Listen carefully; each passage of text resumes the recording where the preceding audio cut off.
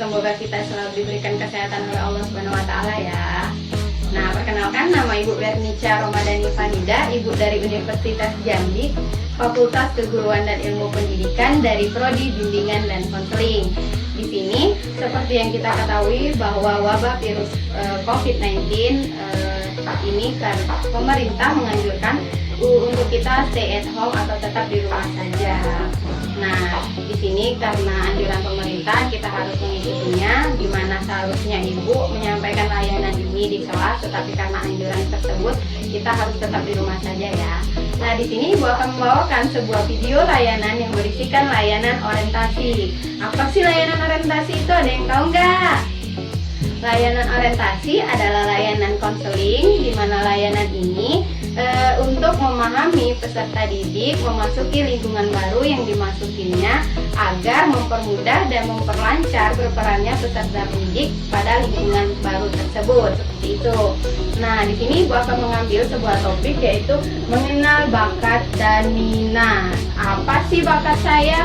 Lalu apa minat saya? Lalu di mana sih bentuk bakat saya? Seperti itu kan pertanyaan-pertanyaan yang sering muncul. Nah, di sini yang pertama yaitu apa itu bakat?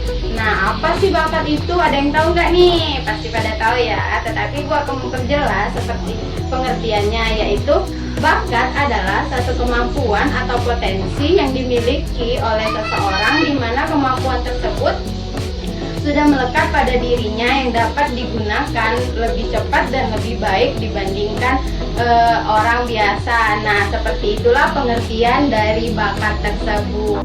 Menjadi dua, yaitu bakat umum dan bakat khusus. Nah, apa sih bakat umum itu? Bakat umum adalah suatu kemampuan atau potensi yang dimiliki setiap individu, setiap orang maupun setiap manusia, seperti mampu berpikir, mampu membaca, mampu menulis, mampu berhitung, mampu berjalan dan berlari, dan lain sebagainya yang dimiliki setiap manusia, ya, yang seperti kita ketahui. Lalu yang kedua ada bakat khusus. Apa sih bakat khusus itu?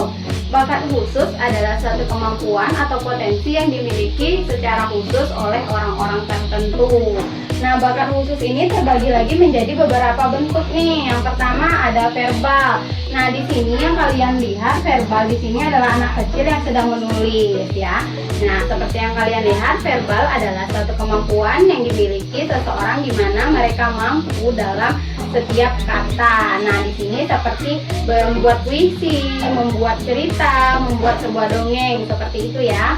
Lalu yang kedua ada skolastik. Nah, di sini pada gambar skolastik ini kan dia sibuk pada laptop, dia menulis nih ya. Nah, skolastik itu adalah suatu kemampuan khusus yang dimiliki seseorang, di mana mereka mampu dalam setiap kata dan bahasa. Nah, di sini mereka mampu skolastik ini ya. Nah, ini biasanya ada pada para ilmuwan, para akuntan, dan lain sejenisnya. Lalu yang ketiga ada numerikal. Nah, di sini numerikal adalah suatu kemampuan khusus, di mana seseorang tersebut mampu dalam berhitung secara cepat dan tepat. Nah, di sini kalian bertanya, kan setiap orang mampu berhitung, Bu. Nah, di sini numerikal ini adalah setiap orang yang memang khusus bisa berhitung secara cepat dan tepat. Nah, yang keempat itu adalah bahasa. Nah, pada gambar di sini kan ada seorang jurnalistik, ya benar ya. Nah, di sini bakat khusus bahasa yaitu suatu kemampuan yang secara khusus dimiliki oleh orang yang bisa menganalisis bahasa, seperti jurnalistik, penyiar radio, seperti itu ya. Nah, lalu di sini ada abstrak. Nah, di sini abstrak ini ada seseorang yang sedang membuat pola atau rancangan ya, seperti mendesain, seperti itu. Nah, abstrak ini adalah suatu kemampuan khusus yang dimiliki oleh seseorang, di mana mereka bisa membuat sebuah pola atau suatu rancangan, seperti para desainer, seperti itu. Nah, lalu bakat khusus lainnya yaitu ada mekanik. Nah, di sini pada gambar mekanik ini adalah anak yang sedang memperbaiki sepedanya ya. Ya, mekanik adalah satu kemampuan khusus di mana mereka bisa memperbaiki setiap kendaraan, seperti itu. Lalu di sini ada relasi ruang ya. Nah, relasi ruang di sini pada gambar kan seperti HP yang sedang memotret ya. Nah, di sini relasi ruang adalah kemampuan khusus di mana seseorang tersebut bisa mengamati pola dua dimensi atau berpikir secara tiga dimensi, seperti fotografer, para artis, pilot, seperti itu ya. Nah, lalu di sini ada ketelitian klerekal. Nah, seperti gambar di sini kan ada seseorang, orang-orang ini berada dalam laboratorium seperti itu ya.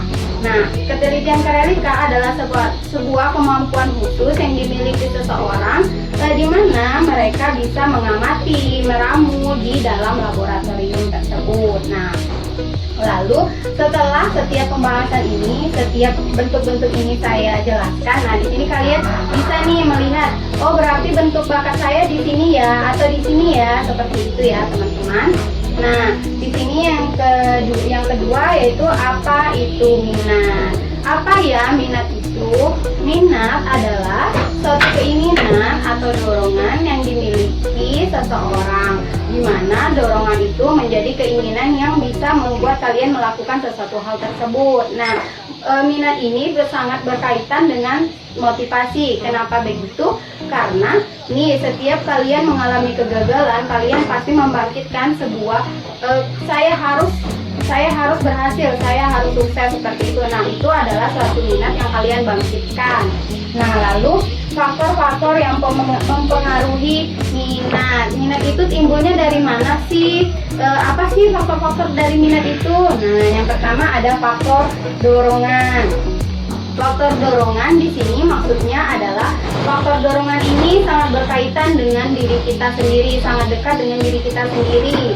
Maksudnya faktor dorongan ini adalah faktor yang timbul dari dalam diri kita sendiri. Seperti ini, anak-anak ibu sering mengalami kegalauan, maaf ya, mengalami kegalauan. Pasti kalian ingin membuat suasana hati kalian lebih senang, seperti itu ya, seperti bernyanyi atau bermain gitar seperti itu. Lalu yang kedua ada faktor motif emosional. Nah, di sini motif emosional maksudnya adalah minat yang terdorong dari emosi, perasaan emosi yang saya bilang tadi bahwa minat ini berkaitan dengan motivasi. Kenapa begitu? Karena mengalami kegagalan, kalian pasti emosi nih, merasakan kekecewaan. Jadi kalian bangkitkan minat kalian untuk mengerjakan sesuatu hal tersebut supaya lebih berhasil, seperti itu ya anak-anak.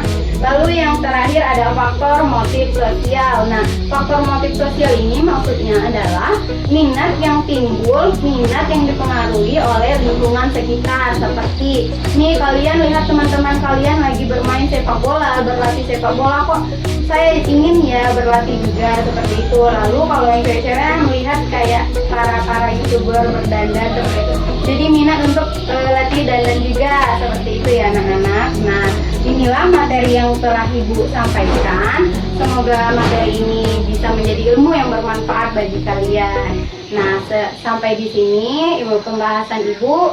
Terima kasih atas perhatian anak-anak ibu. Ibu ucapkan terima kasih.